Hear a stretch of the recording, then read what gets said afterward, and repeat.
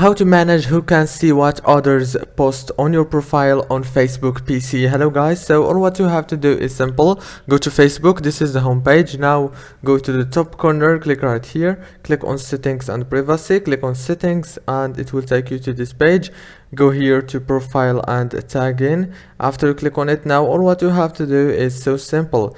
Just go here to who can see what others post on your profile, click on friends and choose any of those options. For example, if you want no one to see, click only me, specific friends, friends except one, and friends of friends, or everyone if you want.